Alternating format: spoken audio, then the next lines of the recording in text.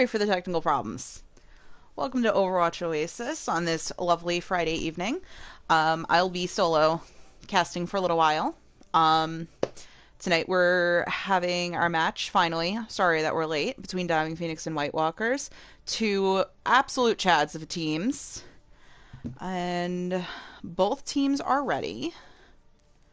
This should be a good one. Ready and ready. Alright, so first off, we're taking this out on Busan. White Walkers has already secured their spot in the playoffs. Woohoo! Good for them.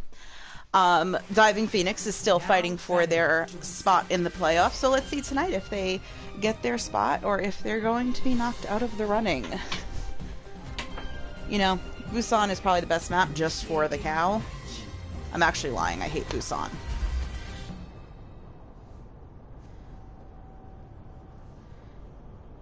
We're gonna try and get everything going on here. Okay. We had to test the pause button. Don't worry, people. No need to freak out yet. I haven't completely screwed it over.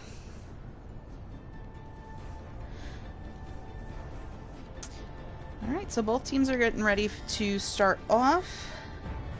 Ready for battle.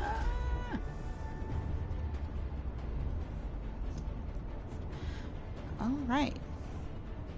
So we have running on White Walkers. They are running a Rein Zarya, while Diving Phoenix is running a D.Va in there. A little bit more of a dive. Diving Phoenix. Get it? Both teams are running the BAP and the Lucio. So let's see how that turns out for them. Honey Biscuits is on the McCree. And we have a Reaper on the side of Diving Phoenix, which, hey, I'm all about that combo. That's a pretty nice damage output. They do have Ashe for the dynamite damage and Tracer to pester that backline, though, on the side of Diving Phoenix. Here we go, making our way to the high ground.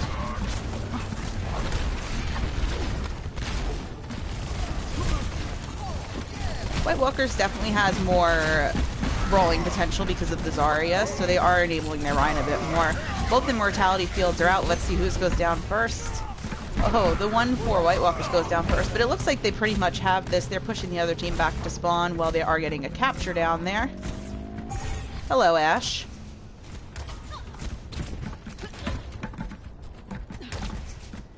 They're just going to keep trying to capture them in that hallway. But it does look like they're backing up a bit. And there comes that dynamite, but it doesn't seem to get anybody. Tracer's Pulse Bomb gets no one, just gets the ground, although would have been nice if the crew was a little further up. Kills are falling in favor of White Walkers. Even the Baptiste is getting in on that kill percentage right there.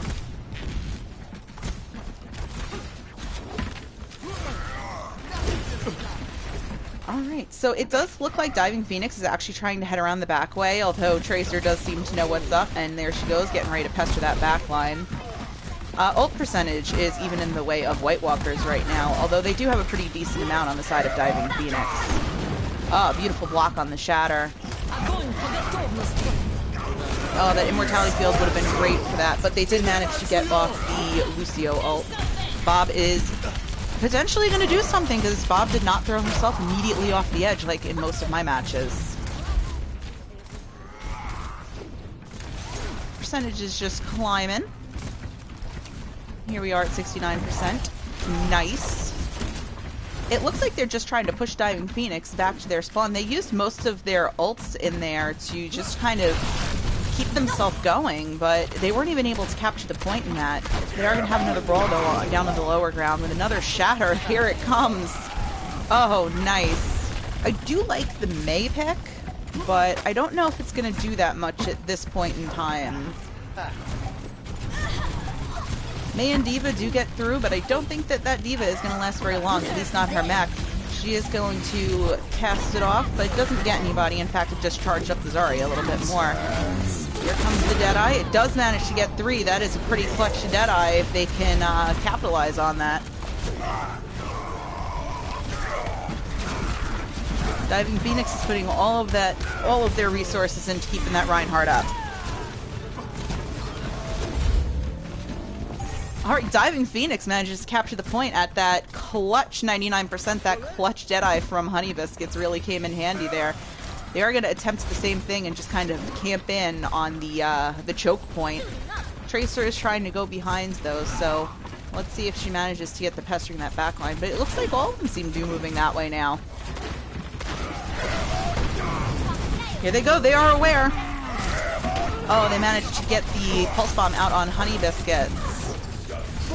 But Diving Phoenix is still coming back. They dropped out the beat. They're pushing them back towards the choke once again.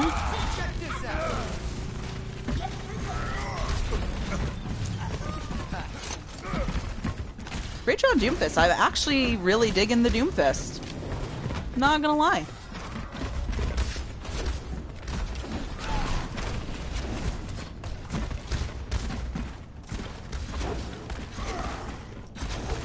Neither team really has that many ults outside of Baptiste having his Amp Matrix, which they may use to push in. But let's find out. That's an early Immortality field on the side of Diving Phoenix. Bob is doing something. Bob is capturing the point.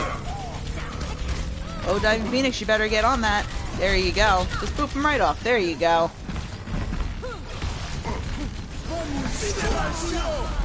Here comes that Amp Matrix. Oh, look at that charge. Save the team. I love it. Diving Phoenix is holding on. I am very impressed.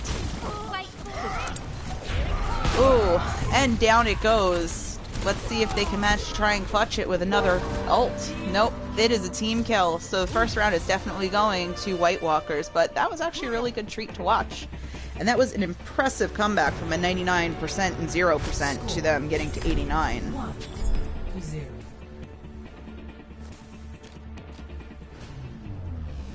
Ready for battle. Yes, Uravity. Honey Biscuits is spooky. I do not enjoy going against Honey Biscuits when they are on DPS.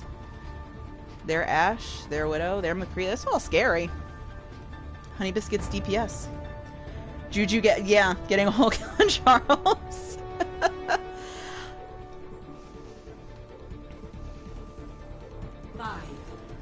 Okay, they aren't really changing up on the side of White Walkers. You know what they say, if it ain't broke, don't fix it. But it looks like the only change that they're really making on the side of Diving Phoenix is that, well, actually two changes. They switched from the Diva to the Zarya so they can roll a little better out. And, another change now. Honey Biscuits is out on the Mei. And we have Ridge Hunt on the Hanzo. Looks like we're just going to go for a right side brawl right now. The tanks might be in a little too deep. Out comes their early Immortality field. Here comes the second one. They're ice walled in. Zarya is down. There goes their DPS tank right there. I know you get very happy whenever you see a Mei Uravity. I like Mei. I don't like playing against a Mei. But I do enjoy having a good Mei on my team. White Walkers did capture the point within all of that chaos, so they are going to have to flip it on the side of Diving Phoenix. They do have the numbers. But that Tracer is going to try and help it, along with that Lucio. Get the frog!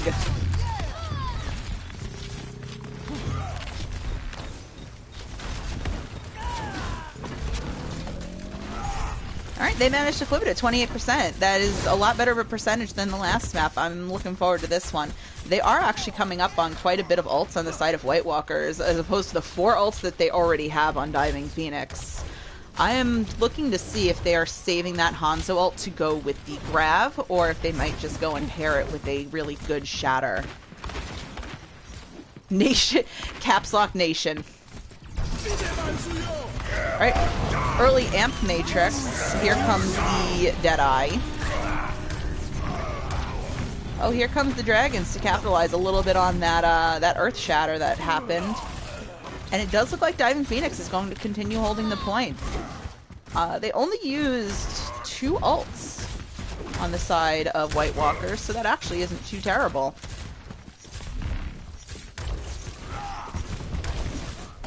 They do almost have Grav on the side of Diving Phoenix, which they can technically pair with that Blizzard or even just with an Amp Matrix to just pump as much damage into there as possible. Just throw a really good Fire Strike into it, Juju.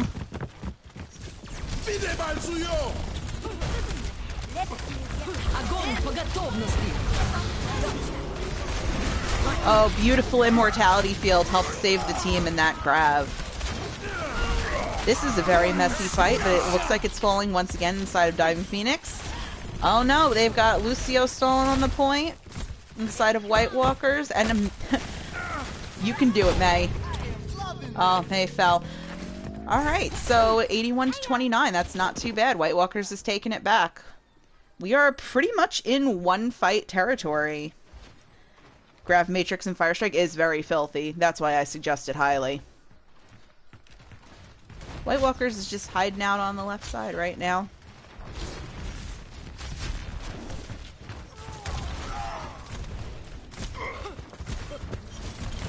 Yeah, Pog just casually killed. Pog is killing it on the Mei, in general. Alright. Not the Mei, I'm sorry, the Tracer. Alright. Diving Phoenix has their point back. They said, get out my house.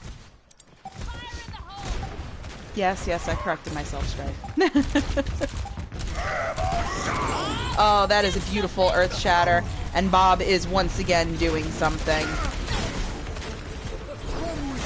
It does look like the kills are falling in favor of White Walkers. There they go. There goes Pog out freaking on the Tracer again. They went for the Mei stall, but they couldn't quite stall it. That is a clutch, though, against the 99%. However, Diving Phoenix does have a pretty decent amount of ults. They have their Earth Shatter. They almost have their Blizzard. They have the Dragons. They almost have Amp Matrix. Oh, Pog is down, and Pog did have their Pulse Bomb. The only ult that they really have right now is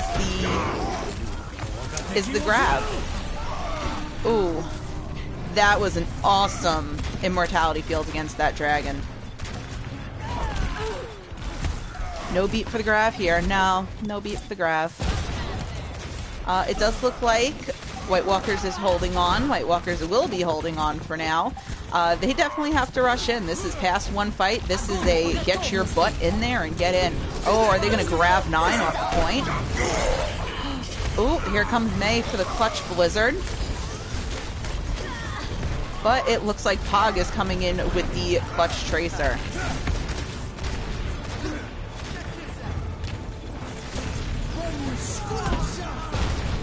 Here comes the beat in from Charles. Bob is once again doing something, and Busan is going to White Walkers.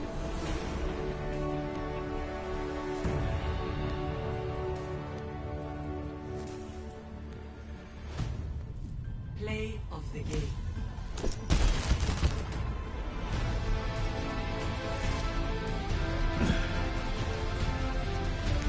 Oh yes, this was clutch. Unfortunately, they weren't able to clutch the entire map, but it was still really impressive plays from both teams.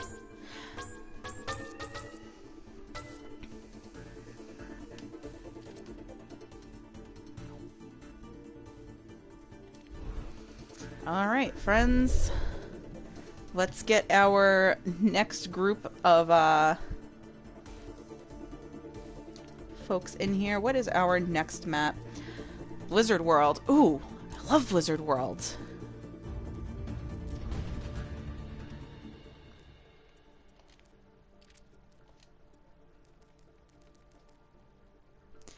I'll turn Ilios on, because why not?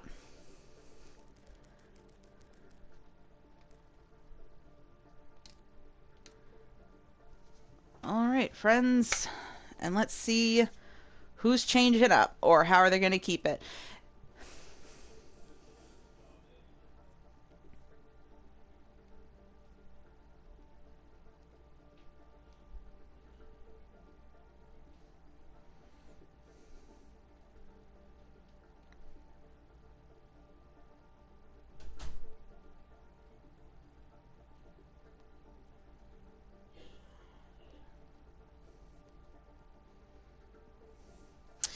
Okay. Score right now, Kitty, is in favor of White Walkers. They only just finished their first map. Busan went to White Walkers. We are going to be starting the second map, which is going to be Blizzard World.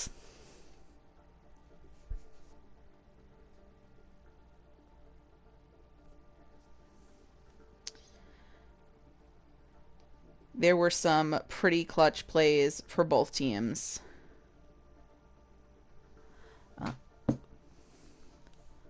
Let's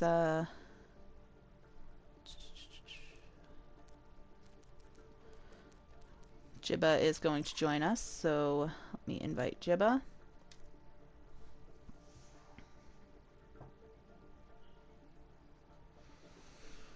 Okay, let's see. They are keeping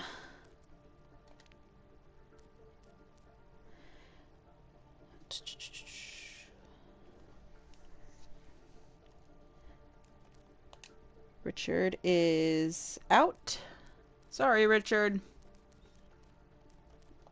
Next time. It's going to be Reflex, Skyzord.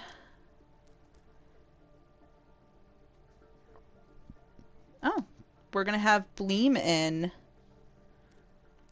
for Pog.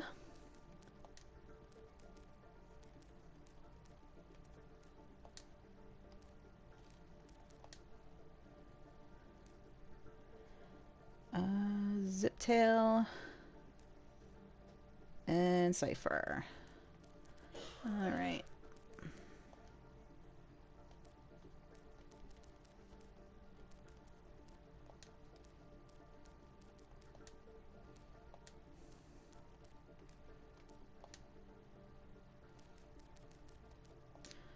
All right.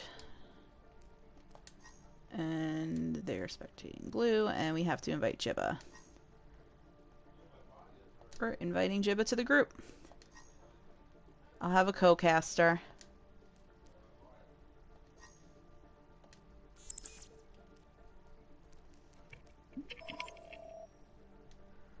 Hi, Jibba. And hello, Billy, and hello, chat. Hello. Very quick first map there, from the looks of it. Actually, it did go pretty quick. It was a good one, though, actually. Yeah, I was watching the tail end of it, and it looked like Diving Phoenix were doing a really good job of just kind of keeping that pressure on point against White Walkers, but we were seeing Pog on the May sort of pop off there along with Pander.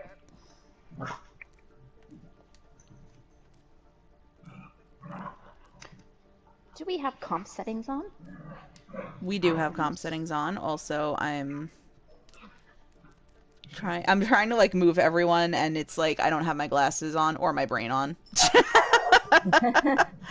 That's usually how it goes. Oh, Chuck's staying in. Whoops.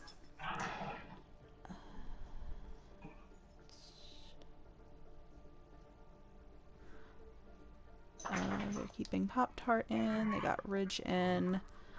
And then... Okay, Nat and Steph. Their Diving Phoenix is pretty much the same. They're just switching out one of their tanks. And who's... Richard for Reflex. Okay.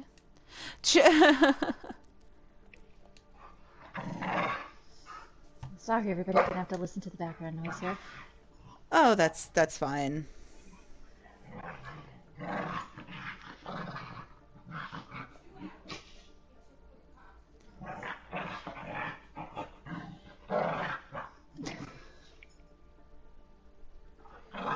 So now it looks like we're just waiting for the readies from the teams. We are just waiting for the readies.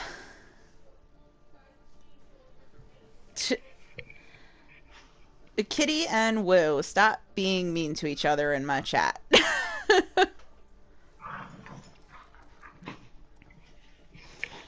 Yeah, there was a lot of clutch immortality fields on the last one from both teams, and I like seeing Bappin play. Like I'm a support player at heart, so I always just like gush over support plays. But even like the tanks and the DPS in the last one, ugh, the tank play. They played in the immortality field. It makes me want to cry. Yeah, anytime you go against a Zarya and like a Hanzo specifically, you 100% either want beat or you want the Immort field from the Baptiste to be able to kind of save your entire team from that incoming combo. Oh yeah. I feel like every time that I play Overwatch, no matter what mode I play in, as soon as I play Baptiste and as soon as I put down Immortality Field, everybody just avoids my Immortality Field on my team. They're like, no, I don't want to be in that circle. And then I'm just like, oh, okay then. I mean, that's how you play, right?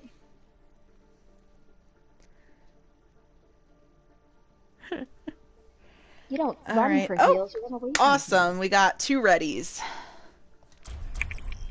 Let's go to Blizzard World. I want to ride the rides.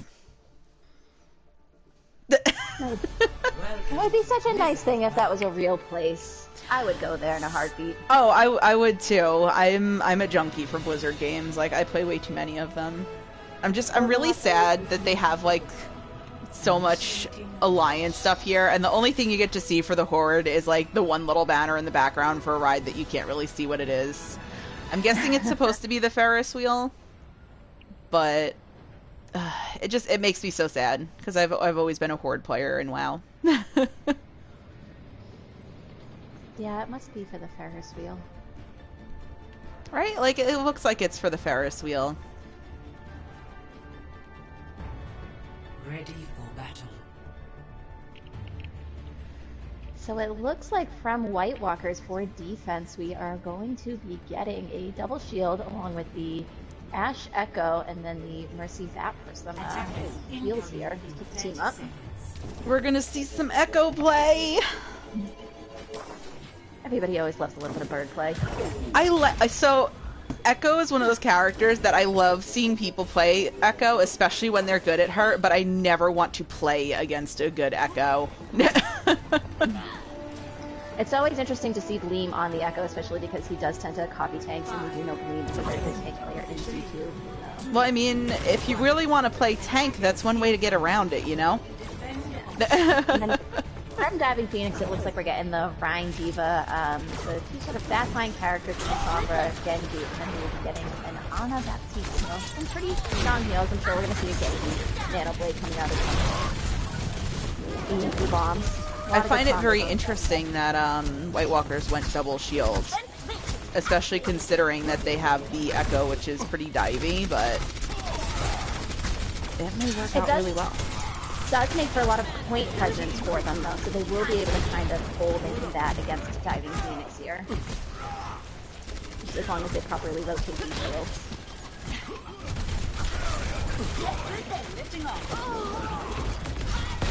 And you do see Poptart with the first kill of the game onto Cypher Lily, able to take out which that is a Mercy, huge so pick. there will be no res. Get that healer out. That's a big pick right there. And they had an early Immortality Field, so they really don't have anything to save them right now. Diving Phoenix is taking a fair bit of damage here, though. A lot of people are low right now, and you do see, though, Uwu with that does have the Nano online already. That Gravitic Flux, though, that just said, no, this is ours. White Walkers is going to continue to hold. Yeah, it was very well timed there because I think Steph had been taken out early in the fight, so was not able to use a Immort field to kind of save them. And as I was commenting, everybody was pretty low, so really good awareness from Skyward. That shield is going down quick. I have to say, I'm surprised that Diving Phoenix is still running the Genji. Being so close, I feel like they probably, you know, so close to that blade, along with the Nano, they're probably just waiting to pair them together. The blade with the Nano is good, but pretty much everyone has had or is insanely close to their ults. I feel like at that point, to hold it, to not have your ult and have your Ana hold theirs for a Nano Blade for that long, that might not pay off. Against this composition, it's a little risky. I mean, I hope it pays off because it is great to see plays when you're like, yeah, that might not work. Gleam putting in a crazy amount of work right now, having just copied John Hawk's Rhyme and using Hammer Down already 62% back to their next ult. lot of ults here to work with on both sides of the team. Oh, yes. Well, Diving Phoenix has almost all of their ults outside of 2 right now, and one of them they're just insanely close to. That was a really great dynamite. We did see Pop just switch off the Sombra onto the McCree. Probably looking to combat Panda just a little bit more and combat Bloom here.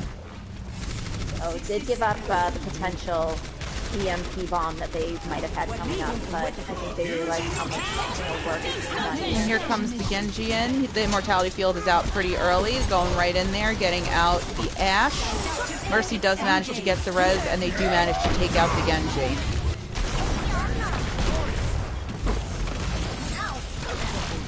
They are showing point presence. Yeah, White Walkers did a good job of splitting there to not get caught in getting down bomb. Ridge switched over to the Doomfist. I think the Doomfist is a much better call. Oh, and right away, the pick onto Bleem. A good use of, again, the flux there, and especially Bleem following up and taking out Sergeant Steph on that piece to make sure by the time they fell to the ground, there would be no. They are trying to rush into touch. Here comes the Lucio. Oh, and Lucio manages to be taken out pretty quickly, but they are managing to get their tanks into touch. Here comes the McCree. He's going to try to put in some damage on there. But it does look like White Walkers is still going to hold it. They just have to really deal with this Doomfist. And the Doomfist is out. So that is a full hold on the side of White Walkers for that defense. They only have to get 1 tick in order to take Blizzard World. A lot of impressive movement and rising there from Cypher Lily. We did see Panda go down early on, but she was able to kind of bow and use that extra movement and ability to fly to bring Pand right back into the fight. And Bob was still there to kind of be that 6th person while he was down for just a couple of seconds. So while it seemed like a lot of ults were kind of getting thrown there at the end, they were well staggered by White Walkers, and they very much forced Diving Phoenix to kind of have to play on their toes and touch point there at the end. Diving Phoenix did have some really interesting rotations, though, too. Like, their rotations were really good and really tight-knit. I think that they might have been better off if they either just completely brawled out or if they ran their own type of double shields, because their Rhine shield was going down pretty quick at the start of their pushes, especially when they were going up to the high ground. I think definitely not having a shield buster there at the beginning, having the two sort of more backline characters, the Sombra and the Genji, was a little disadvantageous for them, especially because the supports on White Walkers were doing a good job of sort of pocketing each other. We saw the Immort field come down when Cypher was going for a res while Diving Phoenix was pushing in. So hey, supports gotta have each other's backs. But I think seeing Diving Phoenix back to a little bit more of a comp that is cohesive and sort of able to sort of brawl here would be better for them. Alright, they are pushing in with that Hammond right away, going onto the high ground to try and take care of the Widow.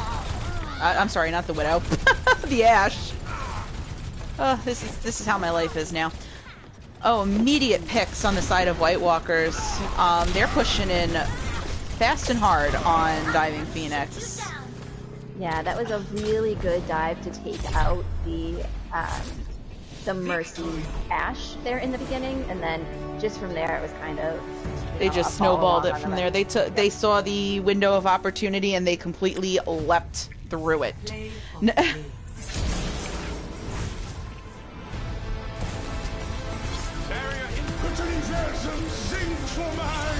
this was that first big one here.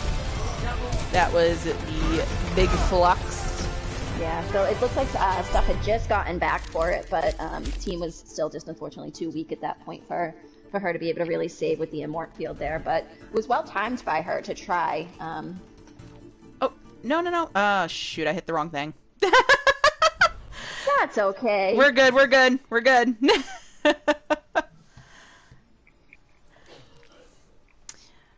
Okay, so I'm going to have to switch our sides and switch up our map, which the next map is going to be Temple of Draw Anubis.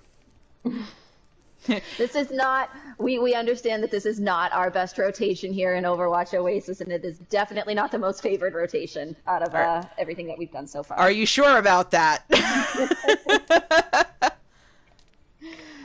I mean, it could be worse. It could be Paris. Ugh.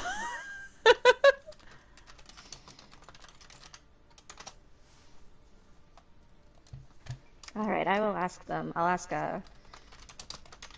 swaps here. Oops. I didn't completely erase that.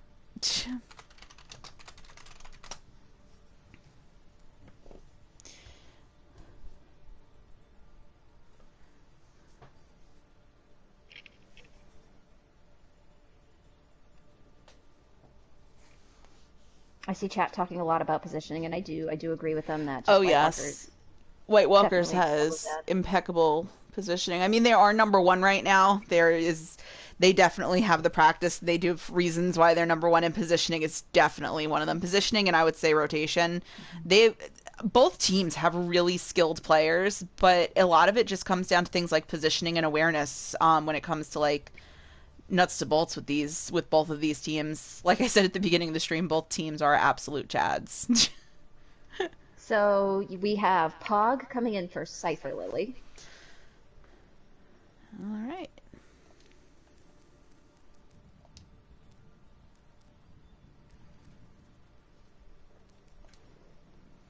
Kron for Zip, and Charles for Pander.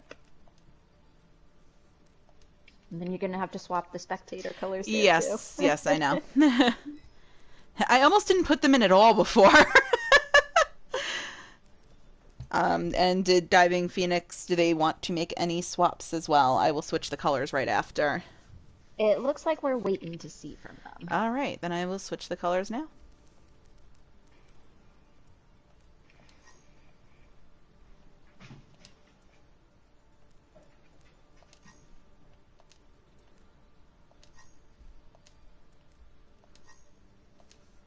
That's it. Everybody only gets to spectate red.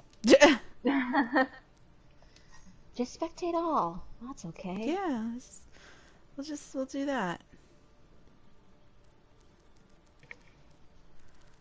Juju was Diving Phoenix, correct? Yes. Okay. I was about to say, I know they have three.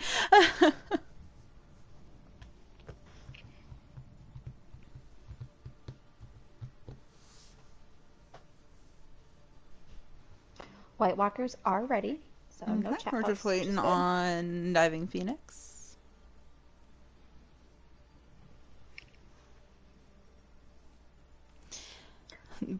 Bleem specifically says that they are ready. I will say I am a little sad that Horizon is not in these, capable of being kind of played in the rotation since they were still working on it. I am a fan of Horizon. I know everyone hates it. I'm also a fan of Paris, but I mean, I think Paris, I think everybody except for maybe like two people hate. me. But Horizon, I I don't hate Horizon, but it's not a map that it's like I'm sitting there saying I want Horizon. Like I'll sit and play and I'll say, "Wow, I really feel like playing Havana. I really feel like playing." Sometimes I'm even like, "I really feel like playing Temple of Anubis for God knows whatever reason because I love punishing myself, I guess. Um I want to play Junkertown, but I don't think that I've ever said I want to play Horizon, but if I get it in map rotation, I don't like sit there and say, how long should I take to leave like I do with Paris? Listen, They just I've both I've need some little taken the tweaks SR to it. hit leaving for Paris and comp. I have done the true hero thing. You're a monster. Paris just needs a couple little tweaks, and then everybody would be a little bit more of a fan of it. Maybe not a big fan of it, but a little bit of a fan. Mm. Paris makes for a nice dive map, and that's why I do like that. Whereas, you know, Anubis, a lot of the 2CPs can be diveable, but they're also very bunkery sort of maps. Um, I can agree on that one. Okay, Chucks. I was about to type. Chuckster is typing. Let's say, hey, come on, dude. Oh yeah, That's the only thing that I really hate with like the 2CP maps is like how bunkery they can be, and to the point where it's just like not fun bunkery sometimes. Like, how many times is a team gonna run a Bastion and a Symmetra and sit on point, but On behind two Volskaya shields? and on On Hanamura. on Volskaya, on Hanamura, on Temple of Anubis. I feel like you don't see it as often on Temple as you see a Junkrat a little more often on I Temple feel than a like Bastion. with Temple of Anubis, you wind up seeing Junkrat and you wind up seeing John Chuck is going out for Juju. I feel like you don't see not much on Temple of Anubis because it does have the good areas for Junkrat, but I do think that you see Widow a lot on it because of those sight lines. Yeah. So then you've got Farrell in for Steph, All right. and once we get ready, from then we'll be good to go. Nat is staying in. Nice. Okay.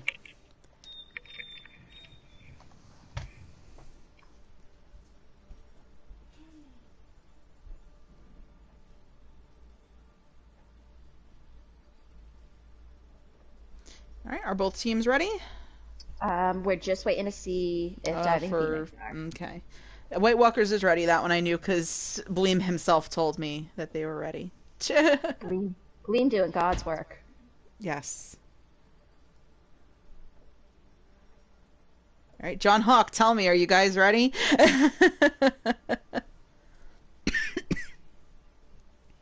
Charles is officially out of cliches. I don't know if that makes me happy or sad. Oh, nope, we just got another one. Oh no. Oh. A. Okay, we got readies from both teams. Let's go to the Temple of Drawnubius. Now entering the temple. Interesting. I don't remember what week it was or what the map was for the second one. We were getting draws on the second map, but not the third map. Initiating match. Okay, what is that popped up down on the bottom? Ah, it goes away. Don't worry about it. Yeah, it went The away. Spectator option thing. Yeah, I don't know why it did that, but okay.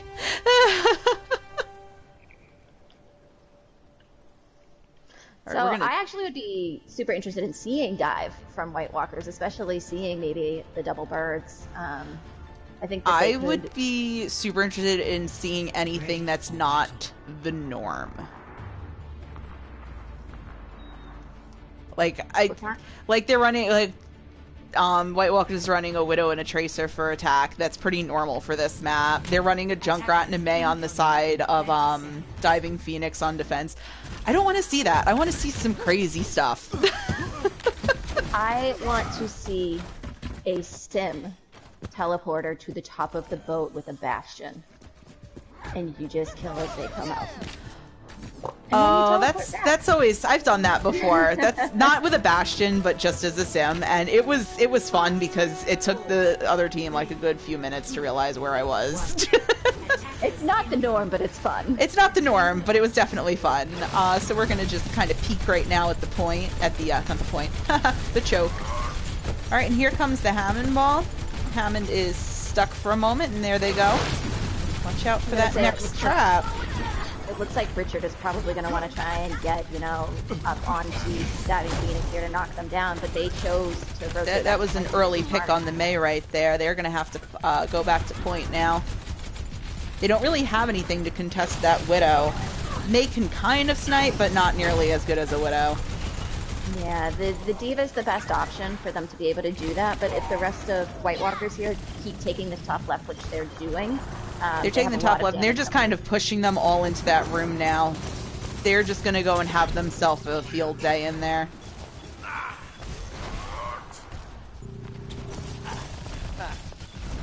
Lucio's going to try to get to point to stall just a little bit. There are three of them in that room right now, but I don't know if they're going to let them out. It's a little dangerous to still be in that room, especially with Richard getting so close to It is a little cramped, too. If they're in there at that point still, Richard kind of has almost a free ult on them, but on the side of White Walkers, going in there against Richard's Junkrat is also a sort of scary thing for them to be doing. That I must agree with. And it does look like they are going to manage to take the point. They did get the Junkrat out. They do have a baby diva to deal with, but that's not anything too crazy. And a little bit of a late stagger there onto Blood Snatch as she was trying to sort of debate whether to try and help keep the points up there or back out. They were able to find her quickly. Allowed the rest of Diving Phoenix to sort of stabilize here on point and for her to get back due to the quick spawn.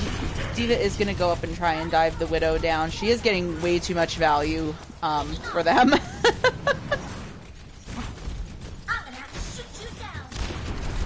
Yeah, I would almost like to see another sort of maybe hit scan. A freeze would be good to sort of combat both Gleam on the Tracer and Pod with the distance along with having that D.Va for the diving. I would agree with that. It seems like they haven't switched off their DPS because both DPS have ult so far, but sometimes you just have to eat the ult if it's not working out. And they didn't really get to get value out of either of those DPS ults, unfortunately. They're just getting pushed really hard. The Mei ult was a nice enough ult to sort of help stall points here. It was good for. It was definitely good for zoning, but unfortunately, the rest of the team wasn't really there to help capitalize on it. Nobody with that D.Va bomb, and Pog managed to get 2 picks between that. That Widow is eating them alive. The hard thing about John Hawk's sort of D.Va bomb there is this team is a very quick movement, kind of get away from stationary ult team, so they were able to just spread. Oh, they finally got the Widow out, and she's back. She's out again, though. That's the good news. It looks like Honey Biscuits was trying to sort of translocate through the D.Va It did bomb. look like they were trying to, but it just the timing just didn't work out. It happens. I like the, you know, the knowledge of the kit and the attempt on that, though. Oh, yeah. Initiating match. Oh, but we got to travel our camera all the way back to point 1. Come on, you're coming with me, guys. I do want to compliment Diving Phoenix on being able to sort of stall that out because White Walkers did a really good job of, again, snowballing onto that second point, but due to those quick spawns... They did manage to stall it out, though, for getting snowballed so quickly. They did manage to do a pretty good job on stalling it, and they did make their switches as soon as they used their ults to try and stall further. That positioning on that Widow just got them, especially towards the end. They got the Widow out with the Doomfist, and she got rezzed and immediately got that headshot onto their Doomfist. I think that if they had something to deal with the Widow maybe a little earlier, it might not have snowballed as much as it did. Yeah, sometimes unfortunately having just one counter for a character might not be enough, and you do have to occasionally pour multiple resources into contesting someone, forcing them to change off of that. If they had really focused Pog and dove Pog on that Widow consistently, I think he would have changed a lot quicker. Not that he changed, but... I think so. They are running the Genji again for their attack. I am curious. I'm surprised that they didn't run the Widow on defense on the side of White Walkers. But there is a Widow on the attack on the side of Diving Phoenix. So let's see how that goes. Looks like almost a sort of hybrid kind of dive here in a way from Diving Phoenix. Interesting rotation to go into that little room knowing that they have, you know, the Junkrat. You know what though? I really like Winston and Reinhardt together. I feel like it's a combo that doesn't get used that often and is very underrated. They did trade supports, both teams, but Pog also managed to get their Widow on the side of Diving Phoenix. It does look like they're going to try and hold on, but they might want to back out a little bit just to try and re-meet their team. Nice accurate fire strikes from Bad Juju to kind of get them there up on the left. Yes. I like that White Walkers have rotated and reset back up on the right side to be able to inflict more damage, but the Diving Phoenix is still trying to keep that presence on the high ground a little bit there.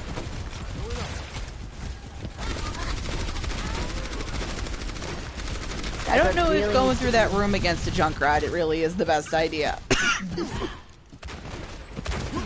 I mean, any of these rooms are tough to battle a Junkrat in, but definitely smaller enclosures is an advantage for him. But it does seem we're trying to potentially go straight to point. That was a very good pick to get the Mercy. I don't know why they left the Immortality field. The rest of the team stayed. But the picks again are going in favor on the side of White Walkers. As you saw Gleam sort of standing out there on his own and unfortunately tried to charge him, but charged straight into the trap that Gleam had just thrown down.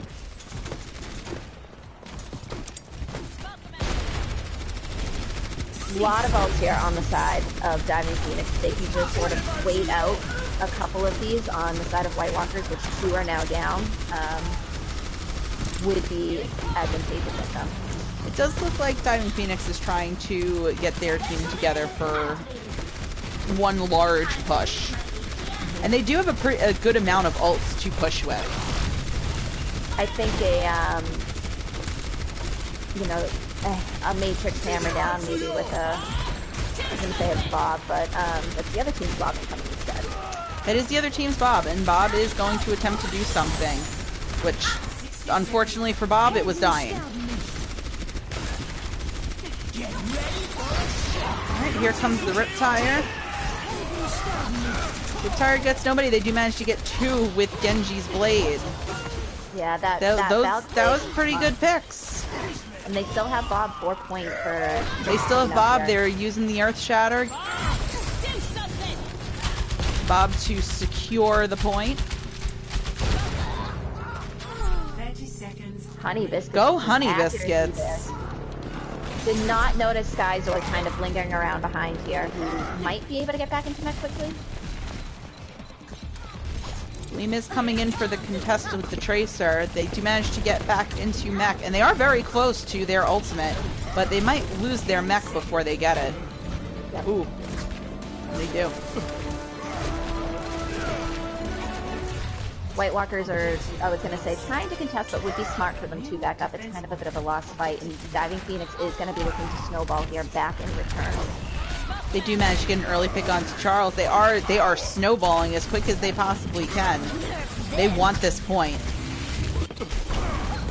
Oh, and that early Immort protected everyone except for the Baptiste. Yeah, the bomb ended up actually down on the ground, and I think just they did not expect it. Yeah, Nat dropped into it. Alright, here comes the Genji Blade. They are trying to hold them off as best they can with all of the ults.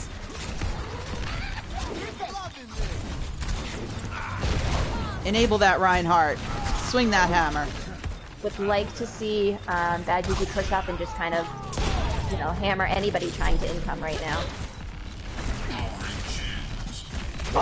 This is not a situation you want to let White Walkers continue to. Oh, they managed to get it on the Bob, which is actually pretty big.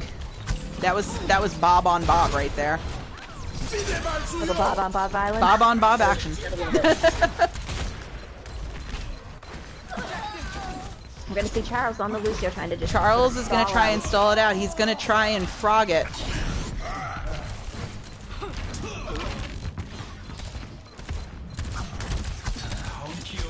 White Walker's doing a really good job with this sort of stagger stall consistently. You always see one of them sort of waiting in the distance, ready to kind of get on point as the last one to touch. Not sure if they're trying to play for any ults or try to win it, or just play for the time bank right now. Not gonna lie, I'm not sure how that charge did not get the diva. This stall indeed. This is an impressive stall. Honey Biscuit's doing a really good job too of specifically focusing the supports first to take them out of the fights so that they won't be able to heal anybody and continue up that way.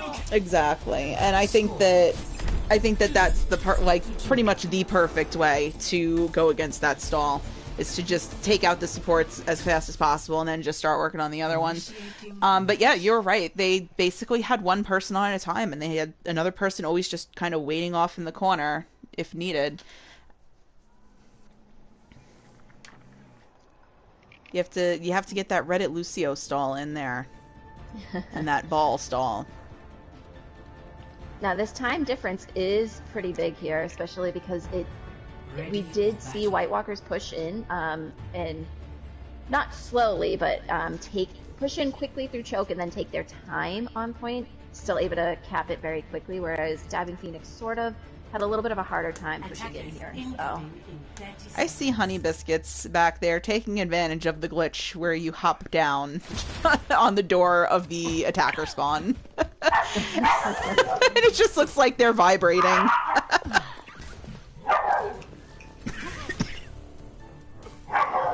They are going back in with the Genji and the Ashe, and I have to say, the Genji worked out for them for this first push, Ridge on Genji, so I'm hoping that it does again. Genji needs to be able to build ult very quickly. Once Ridge had ult, they definitely were able to do a lot with it. I'm glad to see John Hawk starting on the Zarya. The Zarya as opposed to the D.Va this time. Yeah, but we do see some big picks here on the side of Oh, White look at Bleem already. Rat.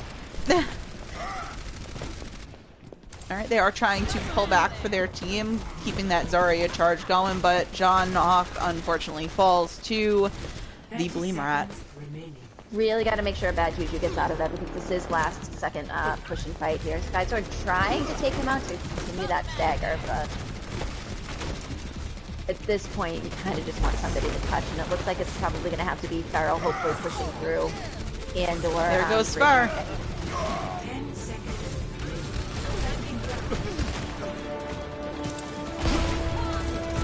They are trying to hold the point as they can. Unfortunately, they did lose their Lucio. Ridge did switch over to the Doomfist. But John Hawk is kind of on point on his own, unfortunately. Early tire gets nobody, but didn't really need to do much, which is good. They are going to try and do a spin to win to try and stall. But stuck Where the hell did the ball just go? There. Bob hit him into oblivion. Yeah, no, that was a really good trap there, just thrown down by Bleem, knowing that they were going to be trying to spin to win. I don't know who hurt Bleem today, but Bleem is killing it on Junkrat right now, and Honey is killing it on Ashe. Like, the DPS on both teams, it is a battle of titans.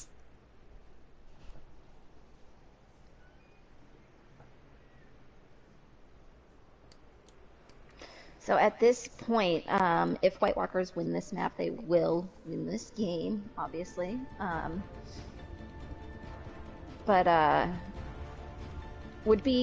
have plenty of time to sort of have, again, the slow push that they did, and it looks like they're going to be playing the exact same comp that they ran. They're gonna keep on with that Widow to try and do some Widow headshots as they go, as the rest of the team pushes into the side. That's not yours. Brad. She's eating my other dog's food. You tell your cat to respect your space. She's eating Nala's food. Get that off my bed, please. So Nala's not going to be very happy with her now, but that's okay. 5,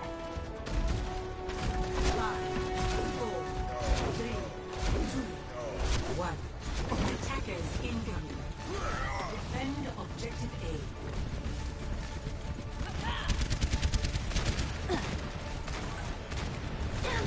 Right, they are gonna push the D.Va off the top using the Hammond. Oh, and they do manage to get the first pick onto Ridge on Soldier. They did go the Soldier and the Ashe, which is really good. They did attempt to counter the Widow right off the bat. Pog played that pretty smartly, though. Did not take the high ground right away. Instead chose to sort of shoot up from down below near the statue. Probably knowing that they were going to plan to counter him, so good awareness there. Alright, and Temple of Anubis goes to White Walkers. Look at that spin. That victory spin. I would not be surprised if I was going to say we see Bleem. I was about to say, I wouldn't be surprised if we see a Bleem. Yeah, this was very early sort of fights and pushes, and really good sort of accuracy and minds here from Bleem.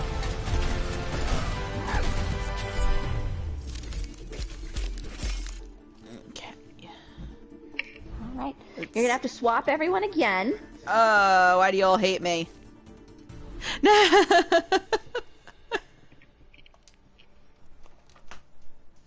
But I've asked for any swaps and readies, so.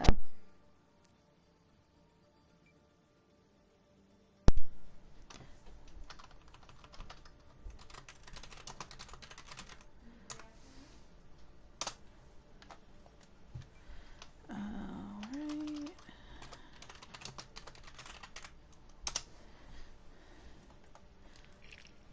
While they're doing that, I'm gonna change up our map. What is our last map? Watch point. Oh.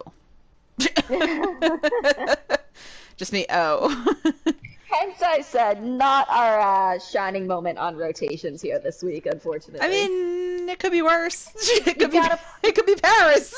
You gotta play them at some point, unfortunately. So, you know, we figured why not end the tier 3 and the tier 2 seasons with some of the worst maps possible. That's not really what we figured. We just kind of made a little bit of an oops when we were making these rotations here. No, I don't think that was an oops. I think that was intentional.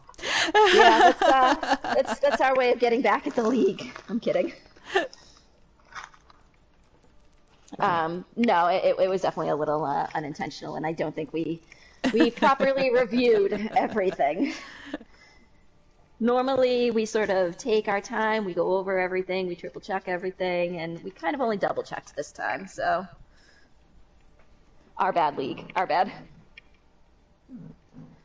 We'll make sure next season's even worse, don't worry.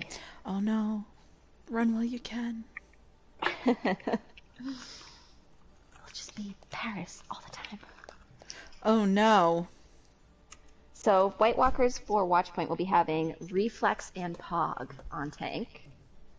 Reflex and Pog? On tank, yep.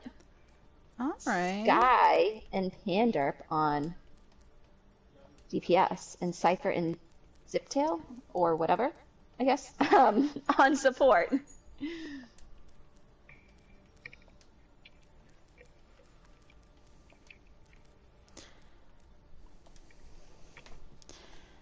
And then we have Skyzord and Panderp for DPS.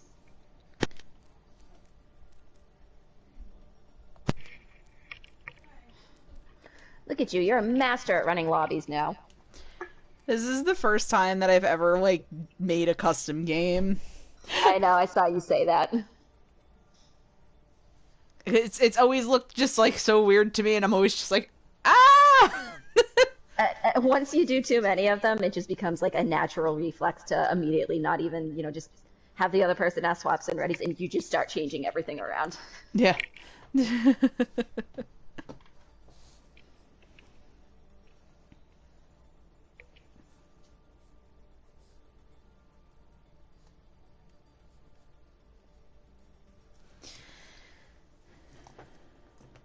So on this map, what would you like to see?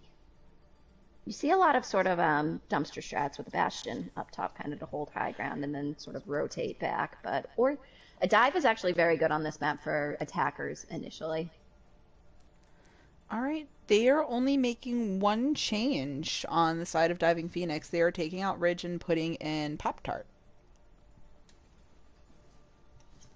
Would not be shocked if we saw that Sombra come back into play.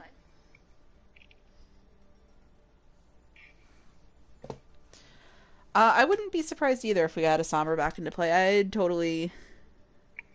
would totally be for that. I love me some Sombra. I play me some Sombra. I have a saying for when I play DPS. If the character is annoying and people complain about them, I probably play them. Sometimes that's just worth it.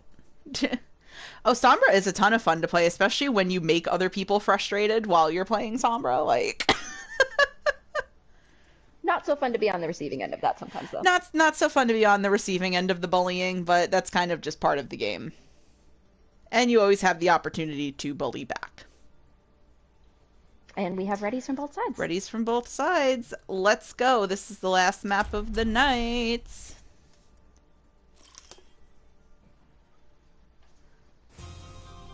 Arriving at Watchpoint. Yes, and Sombra is getting buffed. And Strife, I'm loving the buff. Check your DMs real quick. Initiating match. We can. Okay. If the teams want to. I know sometimes they do and sometimes they don't.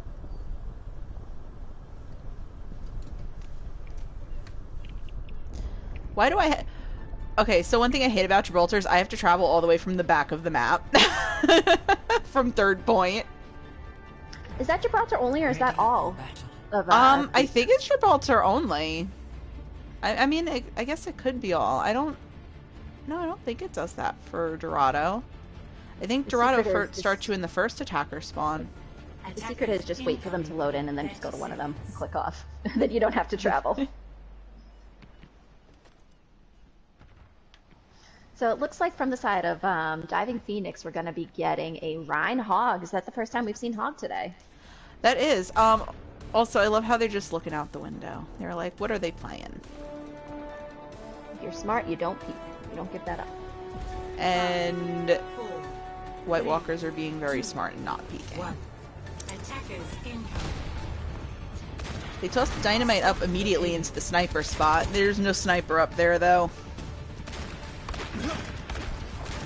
These guys are taking a lot of sort of early damage. Was hit by that fire strike on top of Caesar kind of focusing down. Pops are able to take out Panda pretty quickly, but Ash does manage to take out 2 on the side of Diving Phoenix. Diving Phoenix were able to kind of push the point into this little... They were able to push the card actually fairly far, and they do have the advantage right now in the ways of picks. I like, though, that Skyzord is still keeping this high ground here in the beginning. He might go down since the rest of the team has sort of gone back to point, but was trying to stop any more of Diving Phoenix from getting to the card.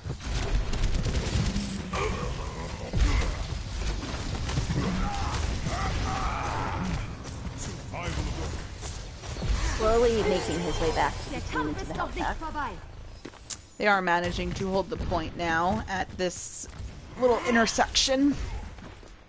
The usual spot where everybody gets stalled out at. Here it comes.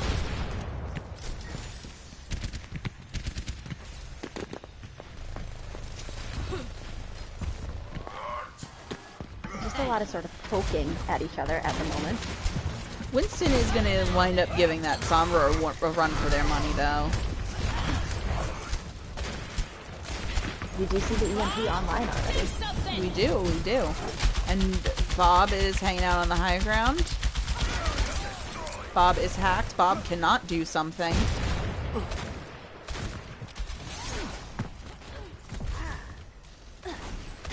Now the Diving Phoenix has their full team here, because they are going to be trying to push them aggressively. Oh, that was a 6-man EMP. That was a great EMP. But they weren't able to capitalize on it completely. Just managed to get 2 picks, one which just got rezzed.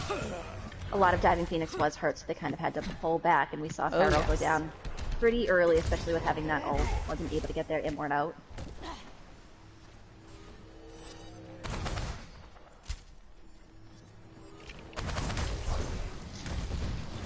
All support ults for both teams are online, so this should prove fairly interesting. That is a nice immortality field.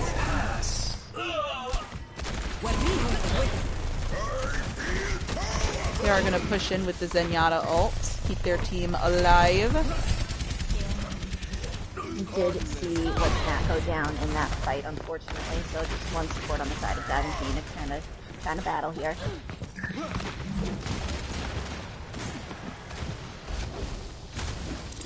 Definitely want to keep Honey Biscuits alive as much as possible so we can get this high ground and get a high noon off if possible.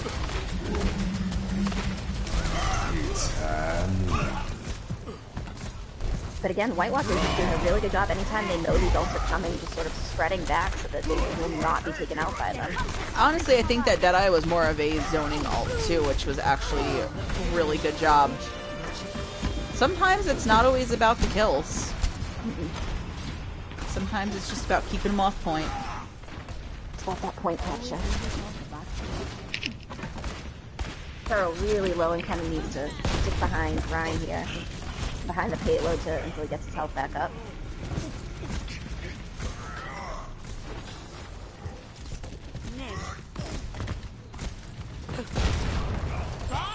White Walker's kind of just, I was going to say, letting them sort of push this aggressively. Yeah, they are and they aren't. They are trying. They are getting their picks though, one by one. But I mean, they did manage to lose their soldier in that. They now lost Pog, who switched off of the Winston to switch to the Reinhardt. But they do definitely have the numbers playing at this corner right now. A lot of criticals in front of them at the moment, outside of Diving Phoenix. Something that White Walkers should kind of push in on and take advantage of if they can. That is a huge grab. That is a huge immort to go with it. They take the immort down right away. Bob's doing something. Nice hack from Pop onto Pog. This full charge Zarya is just pushing in very hard and aggressively. I mean, she is a DPS tank at this point. Just used ult already, 50% back to it.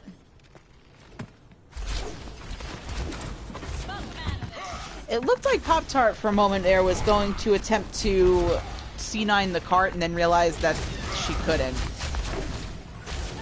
I think sneaky C9s is one of the hardest things to sort of get away with in this league, especially when a lot of teams have good coordination to not allow that to happen. But we've seen it before. I was about to say, we've seen it before, and it has happened in places even like Overwatch League. That was a nice block on the Shatter for the Rhine. Like, they did manage to get the Lucio, but they didn't manage to kill the Lucio. Now they've managed to kill the Lucio. Bad Juju out of mech if they, I was going to say, if they do manage to No, get the point, they may have this one. They just have to get that Hanzo off the point and that Zarya.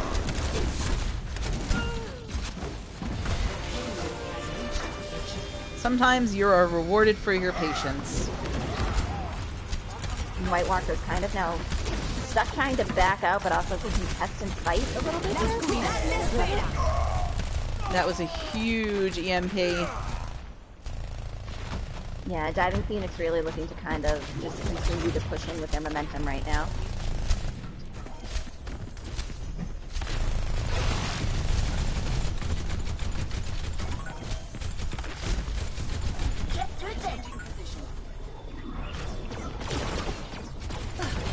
Alright, they have switched over to a an Echo on the side of White Walkers instead of the Soldier.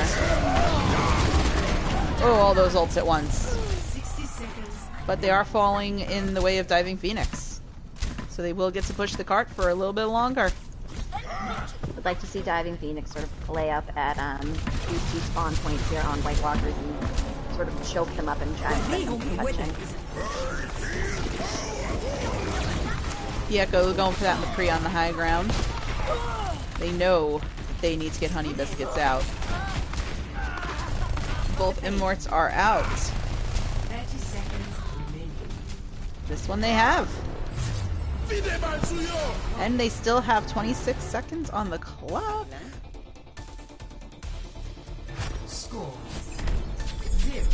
They had a lot of fat EMPs, Katie.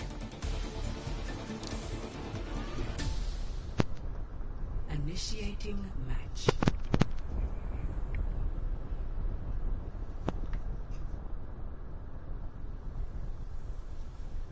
I'm taking a stroll back to the first point again.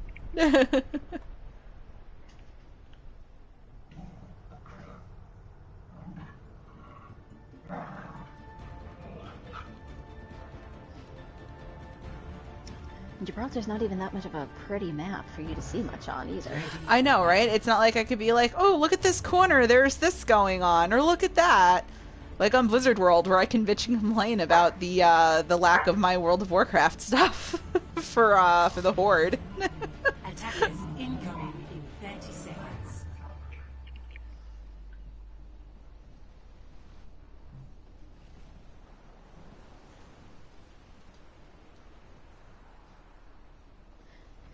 And so we start the swear counter for Villy on stream. What? I said, and so we start the swear counter for Villy on stream. Oh, shoot. Okay. I almost said another word too there, but... You're okay. I think we made it, so it's for mature audiences usually. It looks like we're getting a dive. To be fair, that's not that bad of a word. Dive here from the side of White Walkers, along with Pandar back onto that Ash. They are really aggressive right now, Diving Phoenix. Like, they immediately went in, they got themselves some picks, they got themselves some ult charge. It worked out pretty well for them, too. Yeah, I think Diving Phoenix goal here is not allow White Walkers to push point and get it too far, which is smart of them, because the more they contest the point, when they do go down, they do have an opportunity to kind of get back here. They are backing up a little bit. That Winston is just giving it to them. X is gonna give it to you.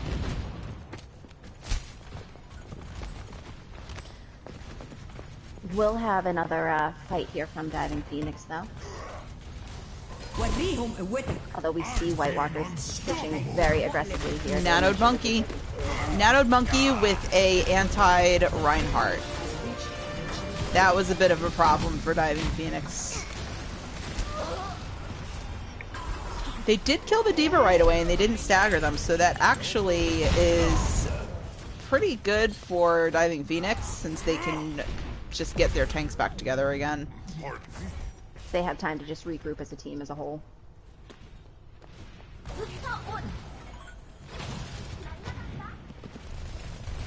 Again, we see Pop-Tart kind of in these backlines trying to get Pop-Tart is out in the backlines, just pestering that Ana and Ashe. Nobody with that bomb out there, but it did work for some zoning. Did they just charge that Mercy out of the air? John Hawk, that was rude. White Walkers do a good job of playing sort of separated but together as a team in a way. Very aggressive in pushing forward, and we are going to see OwO with Snack sort of get caught out here, stuck in the middle of everything.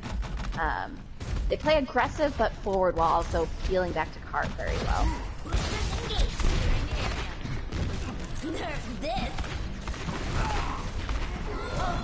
That was a 3-man onto the White Walkers. That gives them a very good chance to contest over here at this corner to run down the clock. Skyzor just trying to sit quietly while waiting for the rest of the team to come back here, over by the Mega. And Pop-Tart has found him. Ooh. That is a very nice stagger there for them. Bulky, are you thanking the Nightbot for their services?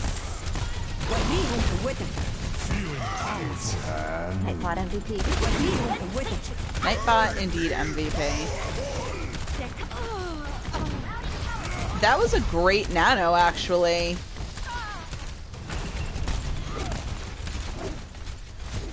White Walkers may be considering switching off that Pharah now.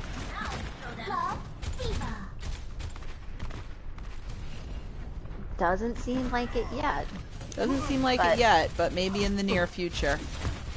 Diving Phoenix has a lot of people to sort of help contest the fire between Honey Biscuit, Bad Juju, and Volt supports there. They don't manage to get anyone with bomb. Honestly, I'm surprised. I thought they were at least going to get Honey Biscuits, but that roll and dive out of there.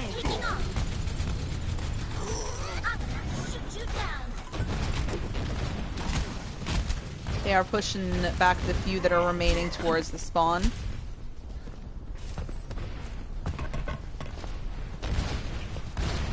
It looks like we're coming sort of into some last fight territory here, and White Walkers. It does seem so. It seems like they are trying to hold them in spawn, but they may not be able to do that. Nobody is pushing the payload.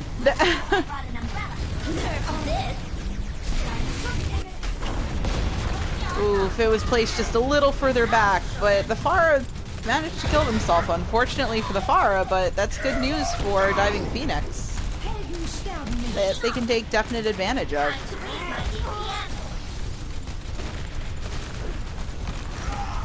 Pop really trying to focus these tanks down on White Walkers. Keep them busy and get them out of the fight. Nice sleep onto the Bob, but they do manage to res the Winston in the back line. And once again, it is a nanoed monkey.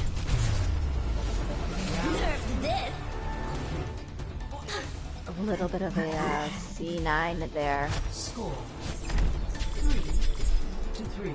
Trying to come back around onto point, but Hog not able to get there.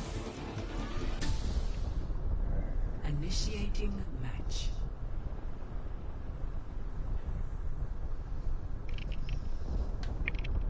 So time bank definitely in The time favor. bank definitely has a difference, but I always find that Gibraltar is one of those maps where you can have one team that only has like a minute on the clock and another team that has like 2 or 3, and it still is a wild card. Battle. Especially with how quickly both of these teams did take first point and push the payload. Exactly.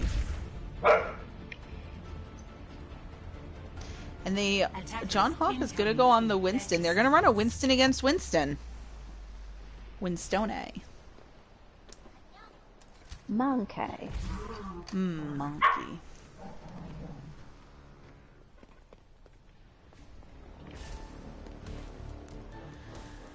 Battle of the Apes. Who's the better ape? 5, 4, 3, 2, 1. Attackers incoming. They're gonna dive right out of the top and go right in. And boosting up that monkey.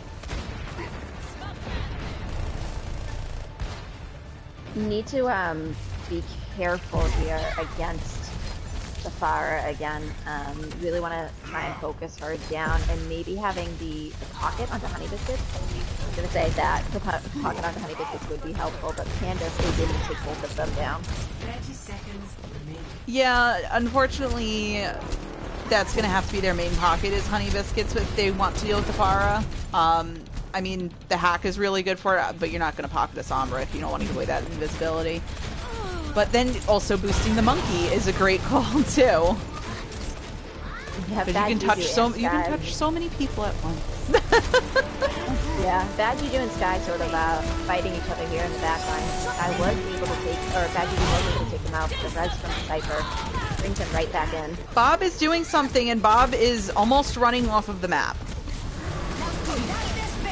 Alright, that was a huge EMP. They can definitely clean this up.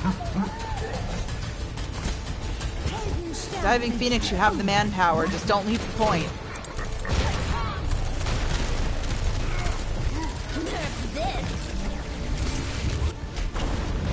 Beautiful immortality field, and beautiful for the team not running out of the immortality field. A lot of resources being poured into these This is ult city. It's just everyone's voice lines. Oh, and Diving Phoenix got off of the points.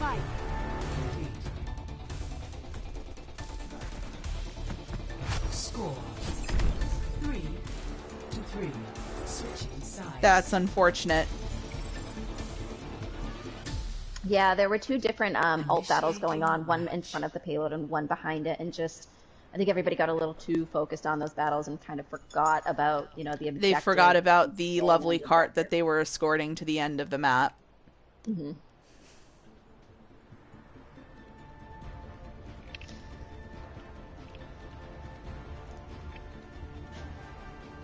Well, they still have a chance. They just have to hold it for 3 minutes. I will say I'm glad to see that we did not see any sort of pirate ship action tonight on this map. That would be one way to push the cart there. Yeah, that would be one way to push the cart, and it's not over yet, so you may have the possibility of jinxing us. Somebody immediately is going to switch to Bastion. Thanks, Jibba. Cast a curse. Cast a curse. Alright. A Hog and Reinhardt against Dive. Oh, I mean, you can hook the dive. They don't know if they're running dive, but they can hook the dive, so I guess that's plausible.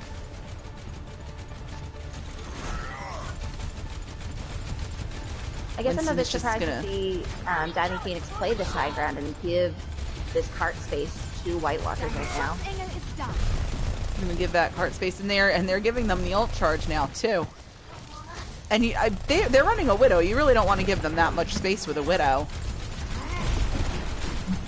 They are starting to fall back. Not a lot of contestation for the Widow unless it's Honey Biscuits, but like no one to really dive her on that high ground. So maybe that is their plan, is to bring it down into here so that she doesn't really have too much of an angle on them. Possibly, but they do have an angle still, and they are going to attempt to go for the res in front of her, which was not really a great idea.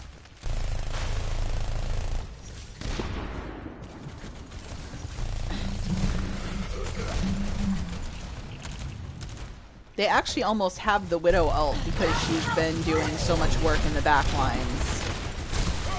Diving Phoenix just kind of pushed up towards the payload, which it's great to contest, but they only have their Baptiste for support right now. Now they have their Mercy again, but they don't really have anyone taking care of the Widow on the high ground. She's just going to keep getting the picks on their back line. Seeing smart, there we go. From Commander go, on honey. To take out that shield to give GMP. Skyward a little bit of room. And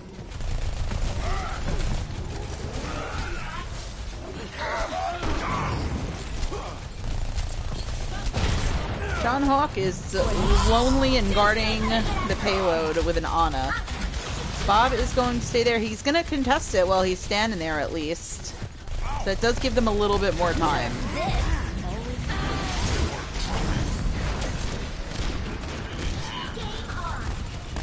we see Diving Phoenix sort of switch to these fast characters here.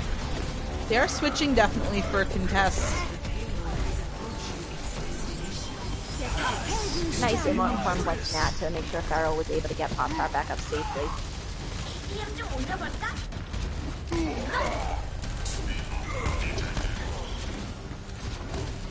60 seconds remaining.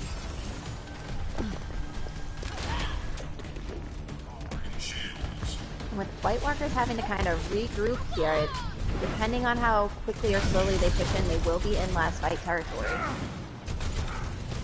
They do manage to get the pick onto one of the supports, though it is rezzed, so that's a good plus there.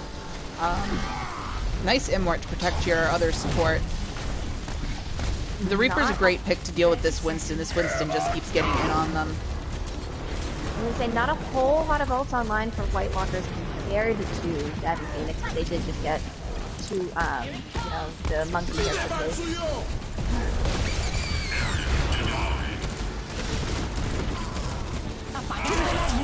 That's another huge EMP, but I don't see the team there to follow it up outside of the Widow hanging out on the left-hand side.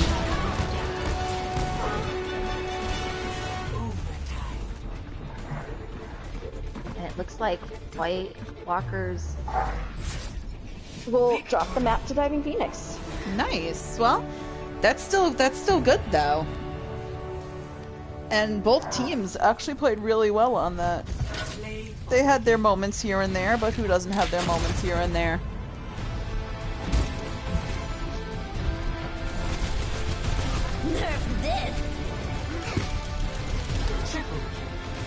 That was a great bomb, and that was 3 huge picks. Alright, so we will ask them for their MVP noms now. But in the meantime, we can sort of get that conversation rolling. Nice. Who do you want to start with? You want to start with some tanks, or some DPS, or some supports? Oh my gosh. Damn.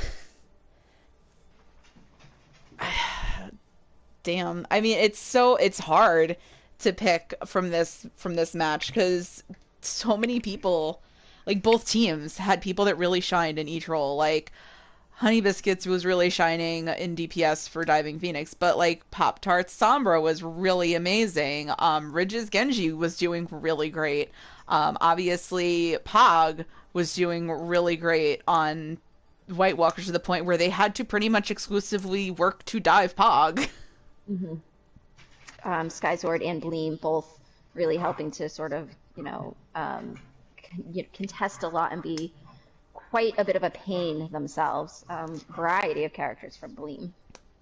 And like on Diving Phoenix, like support wise, Nat had great immortality fields, like in all the maps that they played Baptiste in.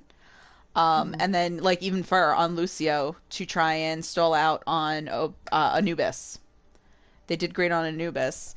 They both worked really well together on Watchpoint. Yeah, and Cypher for White Walkers, we saw a lot of really good reses off the entire time, sort of backline Oh, reses yes. that brought very vital characters back to life. And Ziptail doing a really good job with the Immorts to make sure that she was safe. White Walkers that they supports safe were for those great reses. at helping each other to support, which is something that is really overlooked when people talk about sports. Like everybody's like, oh, well, you had a huge amount of heals, you had a huge amount of that. But your supports have to work with each other to keep each other alive as well. And they did, all of the supports on White Walkers did so good with that. Yeah, big Lucio boops kind of sometimes, overshadow the fact that a Mercy is everywhere doing everything, or that a Baptiste had some really clutch Immort fields.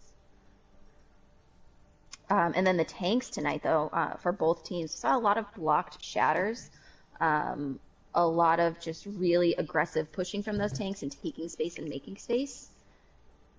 So it looks like MVPs, noms from Diving Phoenix are for Pog and for Richard.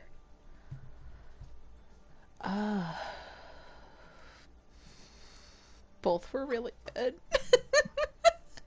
I mean, I would definitely agree for both of those on them. And it looks like the MVPs from White Walkers, Are Bad Juju and Pop and Tarts. Pop Tart. Yeah. I mean, dang, they both gave us DPSs. This would be so easy if they didn't. DPS and And tanks is what tank, they I gave know, both of right? us. Yep. But do the Um, supports mean nothing to you guys? Let's start with the supports and give them some love here. It's very hard for me to sort of pick between the two, but I think for me specifically, the two that definitely stood out the most were Cypher Lily and What's Nat. Nothing against the Baptiste plays or the Immorts on either side that we saw, but I do think what we saw tonight from Cypher Lily is typically when you see a Mercy, you see more of a hard pocketing Mercy, and Cypher was actually more of the support in the sense of healing and not boosting. And like I said, she was everywhere. There were different times that she was kind of just flying around consistently, got a lot of really amazing reses off. But then on the side of OwO What's Nat, some of those antis were massive for Diving Phoenix to be able to push in. She got literally on first point in Gibraltar during one of the battles. She was just throwing nano after nano after nano out there. Got some sleeps, off onto Bob's, and Diving Phoenix did a really good job of not waking Bob up in those situations. Do you know who else we're overlooking? And because they play Ana, and I'm always just like, we always overlook them. I've noticed is Ziptail. There were a lot of one team fights because of the antis from Ziptail, especially onto the tanks that were on Diving Phoenix. I can agree with that. Because because Ziptail also played Mercy, and they did play Ana, and every time that they were playing Ana, the antis, even on that last map, every time that John Hawk went down, it was because he was antied, and it was because of that Ana. I'm not opposed to Ziptail. My personal vote is Ziptail. Yeah. I think tonight Steph did a really good job, Kron did a good job, Charles did a good job. Those were the three that super stuck out to me specifically, and I am perfectly fine going with Ziptail myself too. All right, so I can vote for that. So let's go to DPS. Which one do we want to go with next? Looking at DPS, we got a vote for Pog, we got a vote for Pop Tart, both doing a really good job on sort of being pests in their own different ways. Pop Tart very, very much a pest on both Reaper and on the Sombra. kind of had moments where they were, saving the team with those EMPs and or with some of those hacks. I have a hard time not giving it to Pog, especially because it took Diving Phoenix going multiple characters to contest it. I would have to agree with you. The 6-man EMPs and the 4-man EMPs were very helpful, but the fact that the entire team almost had to switch to counter Pog, and the fact that Pog was such a problem that they were able to take Anubis so quickly because they let him into the back line. Just the Widow alone, I would say yes, but all the characters that they played tonight, they were on it. Their Tracer on Busan, which I know that you weren't here for Busan, but their Tracer on Busan was great. They were pestering the backline so much. They were doing a lot of work on Tracer. They were doing a lot of work on Widowmaker. They were doing a lot of work on Ashe. Mm-hmm. So I would definitely say that Pog would have my vote for DPS. Yeah, Pandorp did well, Bleem did well, Ridge, Honey, Skyzord. We saw good plays from all of them, but I do sort of agree with Pog being kind of that MVP nomination and getting it for the DPS. Okay, yeah, I would say so. And now to tanks. So tanks tonight we saw Juju, John, Chuckster, we saw Reflex, we saw Pog, we saw Richard. Is there anybody I'm missing here? Skyzord, really good plays actually from Skyzord on the Sigma specifically, especially on Blizzard World. I would personally, for tank, say either Skyzor or Juju. And part of the reason I would say Juju is because Juju switched around a lot as needed. It wasn't let me just play Reinhardt or let me just play Hog. Like, Juju was D.Va, they were Hog, I think they were Reinhardt at one point, they did play Zarya at some point. Yeah, he did tend to be fairly high charged often. We saw a lot of good bubbles, especially there on Gibraltar. The hacks were, going off on the Rhine, and there were a lot of bubbles. Used his bubbles, especially the self bubble, intelligently right when a fire strike was coming in to kind of get more charge. But we did see a couple of good bombs and a couple of zoning sort of bombs there from him. Yeah. I do remember specifically that 3-man bomb kind of there at the end when White Walkers were trying to push in.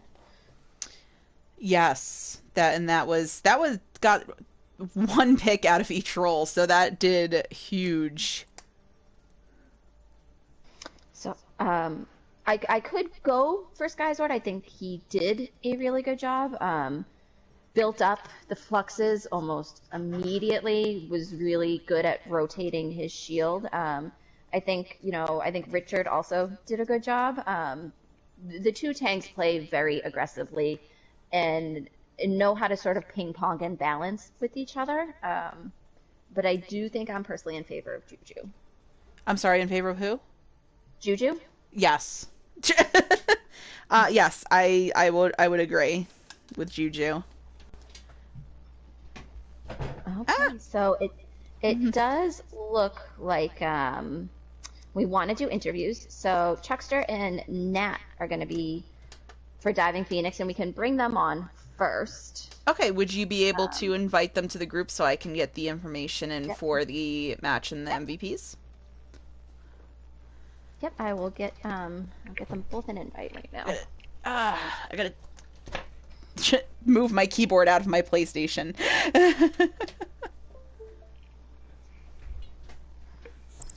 There we go. There's one so far. Hey. And there's the other. I hear 2. Was that 3? Now we just need to wait for, I think, Nat to join group chat. What's up? What's up? What's Hello, up? Jack. What's up? We're just waiting for what's Nat to sort of join on in here. She has like a PS5 or something, so sometimes it takes her a second to join. Hi, I'm sorry. I'm a grandma. So we're also no. trying to figure out PS5 some of the times. Yeah. So we've heard. Guys, great game tonight. I know unfortunately it did not go your way, but at the end there, you looked really strong, really solid. Just kind of thoughts on how you prepared for this going against, the behemoths that White Walkers are. Uh, well, Steph and I did a lot of research preparing. Steph went and watched a bunch of the old games, and I watched some of our old games, and we all kind of talked together and took notes on what we could do to prepare. So it's a little disappointing that it didn't come out the way we wanted, but we did the best that we could.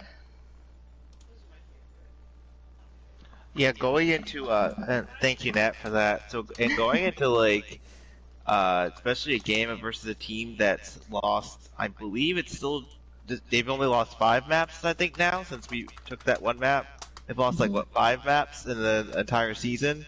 That's a very very hard streak to kind of beat on any team. It doesn't.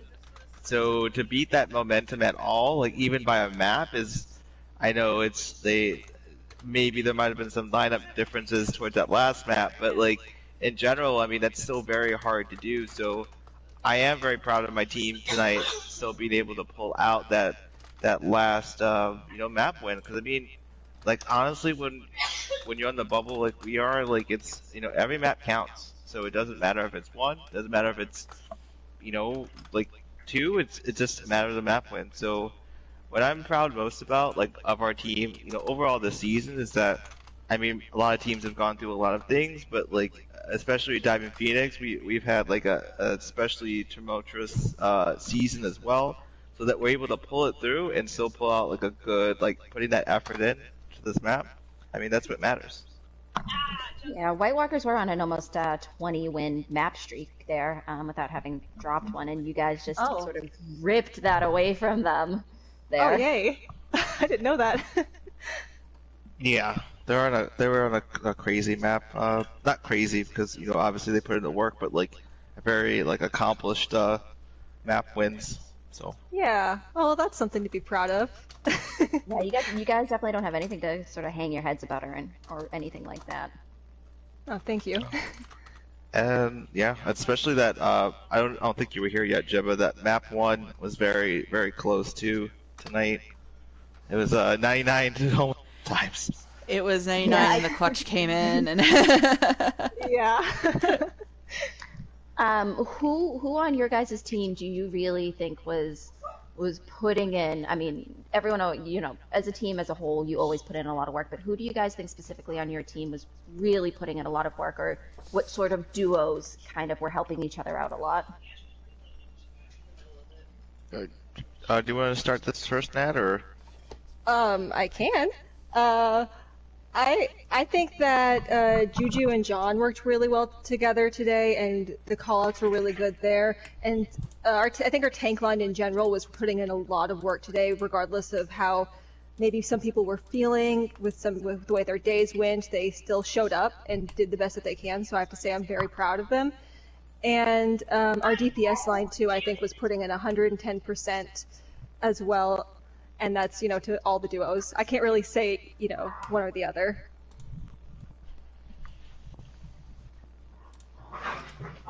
I have a nomination, and it nomination. A nomination. Hi, Jibba's dogs. Sorry. So I have a nomination. I would say there's 2 in particular I would want to put a highlight on. I mean, I could highlight so many people on our team, but one of the people I want to highlight especially is because this is like their first season, and that's like Nat here. I mean, Nat came in like as complete like middle like a season, like as like and then her to start off and like be like I think like one of the best like supports in our tier, like to come in and like just come out like never played League before, nothing of this nature, never played organized play, and to come in and compete like with some of the best that we have. I mean, I would say in like the server, I mean, that's got to. And I would also say like also support like the Steph and Nat combo this season has like really improved together, and I feel like those two, especially if you ever talk to actual Steph, he's interesting person. So to get him to like focus and like to really contribute more, and this is the most I've seen him like really contribute to the team in terms of like focusing. So that shows that like more commitment, and like the two of those together, like especially going into next season, it's going to be something to watch, I think. Oh, thank you, Chuck. And my final question, and then Billy, after, if you have any questions, you're obviously welcome. Obviously, playoff spot is pretty much, I think, cinched for you guys still. I think it depends where you're going to end up. How are you feeling having to go against either White Walkers again or Stardust Crusaders, depending on how all of these standings sort of play out here?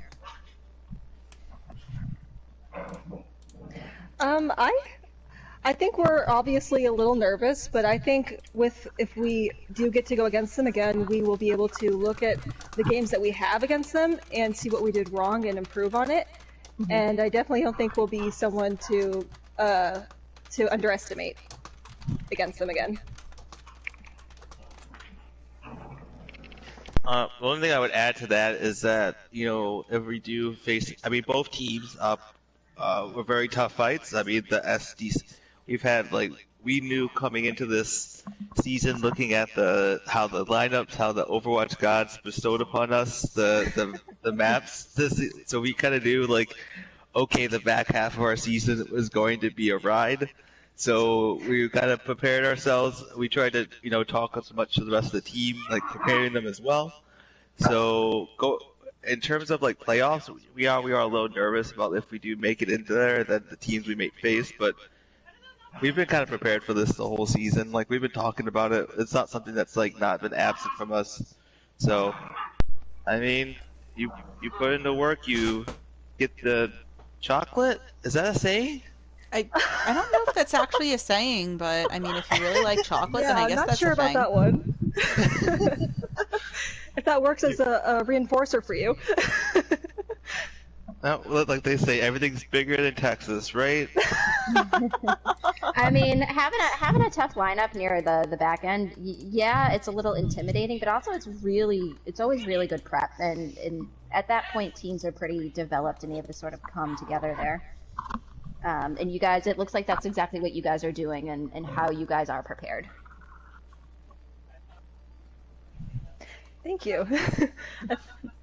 I think that was a compliment. Sorry. It was. Yes, it was. My brain's still kind of swirling after that. Yeah. Bill, did you have any questions for them?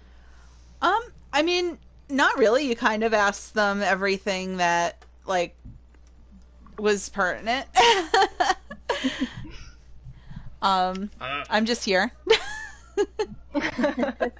I was just existing. I'm just here. I'm just existing. My brain scrambled, so Jibba has saved me. Well, thanks guys for coming and for coming for the interviews here. We definitely appreciate that, and we always enjoy having teams here, getting a little more insight into what everybody's thinking. Well, thank you for having us. Yeah, thank you so much. All right, have a good night, guys. We're gonna get White Walkers in here next. Okay. All right. Bye. Don't look them in the eyes. We'll try not to. All right, I cannot invite Lee Moore Charles into our group for some reason. Let me see if I will be able to now that Oh, I cannot either. They might be in a full group. I guess you'll have to add them. Yep.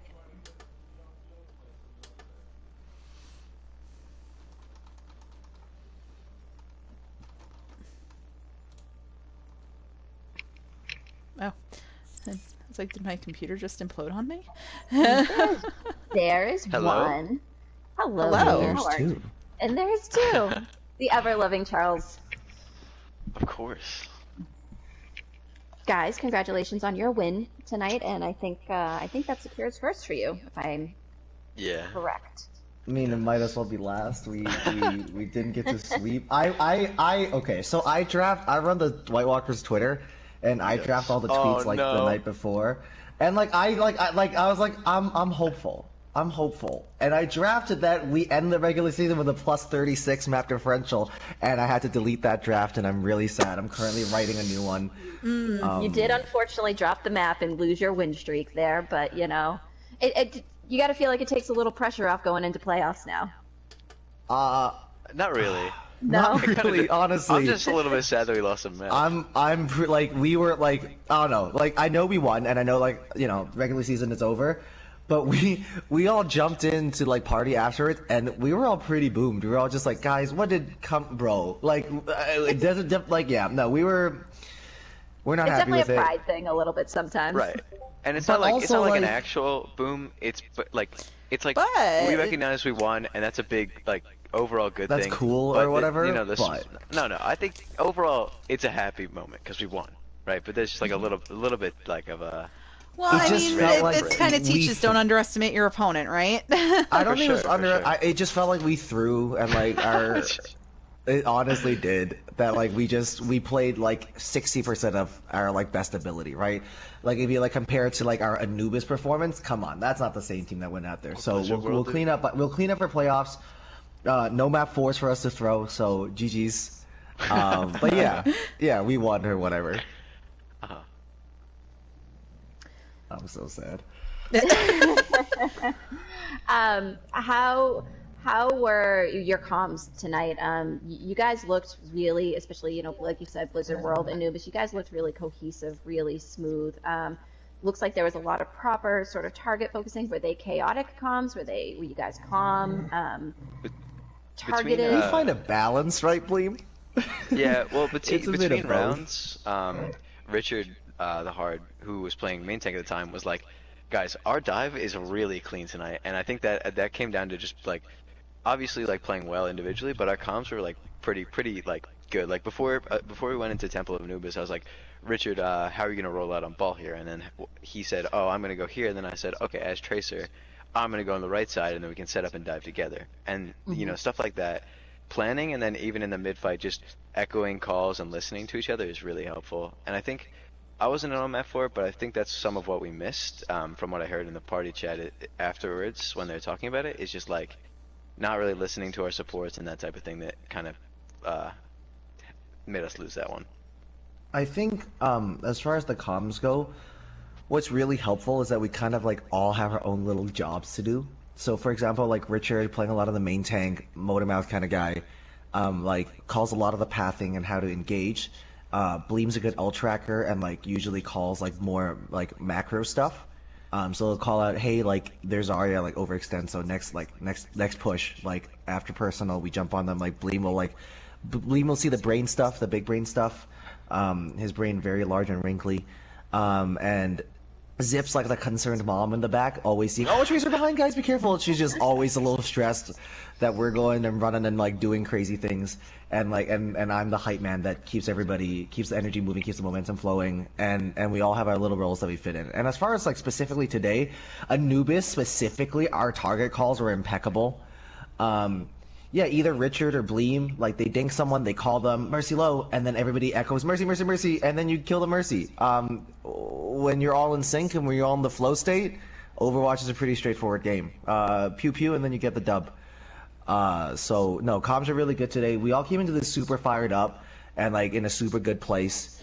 Cause sometimes you get a slow start, people just got off a long day at work or whatever, but today was a Friday for people that aren't in Australia, and like, I don't know. We all had a bit of an Overwatch League watch party right before, so we're in a pretty good place. Oh, yeah. So I know White Walkers came into this season, unfortunately a couple of you guys tiered out on your roles, so effectively a little bit more off-role than you probably normally would be. You guys settled into that fairly quickly, fairly well. How are you feeling now at the end of the season being on these off-roles? You look very comfortable, you look prepared on all of them, but how are you guys feeling playing them?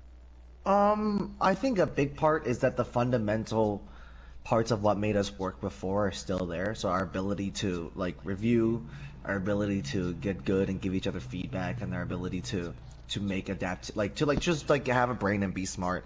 I think that like if any of us were like mechanical warlords, we would not be plat, right? So like that's not why. It's not like we have like these 3 really good Widowmakers and that's why we won. No, we won last season because we're just good at talking to each other and are friends with each other, and that hasn't changed. So yeah, no, vibes are pretty similar to last season, and we feel pretty comfortable on the off roles. We found like our new spots and like new roles well, and I think the most important part is we are learning to calm for the new roles. So like when Bleem first started playing McCree and Bastion, like he was calling like a tank, and we're like, no, like, we gotta like figure this out. And when I first started playing Lucio Mercy, I was calling like I was a Ryan, and then once those adjustments were made, bada bing, bada boom. Yeah, like back off of just what Charles was saying, like at the beginning of the season, like me and Richard would butt heads a lot because I would be calling like a tank, and he's like, I'm the main tank, I should be calling these things. And so the stuff I was saying was valuable input, but I would talk over him to a certain extent, and I had to learn how to like fix that. And because like Charles said, like we've been playing together for a while and we're able to give each other feedback, like we would get mad at each other, but it wouldn't like hurt us as a team, and if anything it was making us stronger. And then like I feel like a lot of us who are off-rolling have kind of settled in and put in the hours and the time on our roles, and now we're like pretty comfortable on like just the roles themselves in the entirety of Overwatch. And Charles' best hero is Mercy, and I've said that even before the season started, so I mean, Bleem on Echo, you it makes still me get the tank. so it makes me so upset because he's right. what were you saying, Jiva? I said you on Echo, you still get to tank. Do you purposely copy tanks? Isn't that a violation of the rules? See you in QNS, Bleem? That's not okay, bro. A little the bit, system. but I purposely copy them just because like usually they're easier to get value on and they're higher value just like in general. Yep. I want to say that Bleem copies Mercy on ranked and gets reses, but sure, do what you want in league games, whatever. I mean, fair. My final question for you guys is who was most problematic for you tonight on Diamond Phoenix? Who was the target that you kind of? I would say It was Well, when on it comes to- ourselves because we shot ourselves in the foot in every fight we lost. But I like don't have their roster right in front of me. So Bleem, you're gonna talk about the Sombra, right? Well, when it comes to like target calling, it's not like we were specifically focusing anyone out because it didn't feel like anyone was hard carrying for them particularly. Like we just went who for whoever was the best target at the time. But I noticed Pop-Tart played really, really well on Sombra.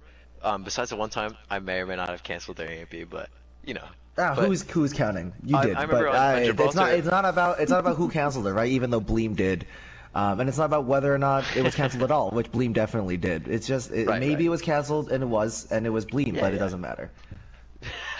But on Gibraltar, Pop-Tart killed, I don't remember who it was, but Pop-Tart plays support in Tier 2, and I think they play a fair amount of Mercy, and they waited for the Mercy to come to res, they hacked the Mercy, and then she one-clipped the Mercy, and I was like, that was a really, really nice play, and I felt like she was doing a lot of stuff like that overall in the game. Yeah. And Ridge Hunt as well is a pretty good DPS, especially as Hanzo.